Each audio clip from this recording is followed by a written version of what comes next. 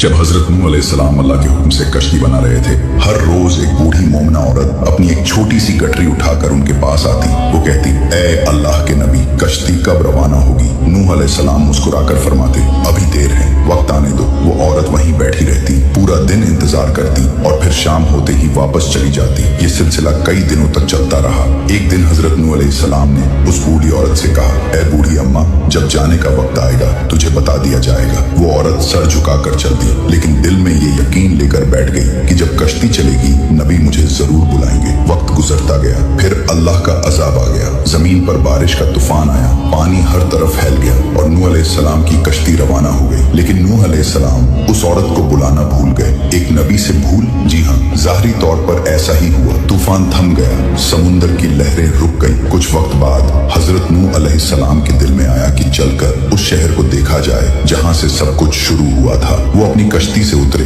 और शहर की तरफ चले। जब शहर पहुंचे तो देखा हर तरफ वीरानी थी, तबाही थी, मगर एक कोने में एक झोपड़ी से रोशनी आ रही थी। एक दिया जल रहा था। नूह अलैहिस्सलाम हैरान हुए, इतना बड़ा तूफान आया, सब कुछ डूब गया, लेकिन ये दिया कैसे जल रहा है? उन्होंने जोर से अल्लाहू अकबर की तकबीर लगाई। झोपड़ी का पर्दा उठा। वही बूढ़ी औरत गठरी उठाए बाहर आई और बड़ी मासूमियत से बोली, या नबी अल्लाह, क्या कश्ती अब तैयार है? चले। नूह अलैहिस्सलाम की आंखें हैरत से फैल गईं। उन्होंने कहा, ए बूढ़ी अम्मा, तुझे कुछ भी पता नहीं चला? बूढ़ी औरत ने सादा दिली से जवाब दिया, क्या नहीं पता चला या नबी अल्लाह? नूह अलैहिस्सलाम बोले, इतना बड़ा तूफान आया, दुनिया डूब गई, बारिशें बरसी, लोगों पर अजाब आ गया और तुझे कुछ खबर नहीं? वो औरत बड़ी सादगी से बोली, या नबी, एक दिन बादल कुछ गरजे थे और हल्की सी फुहार पड़ी थी, बस। नूह अलैहिस्सलाम ने आसमान की तरफ देखा और कहा, ए मेरे रब, ये क्या माजरा है? तब अल्लाह ताला ने हजरत नूह अलैहिस्सलाम पर वही नाजिल फरमाई,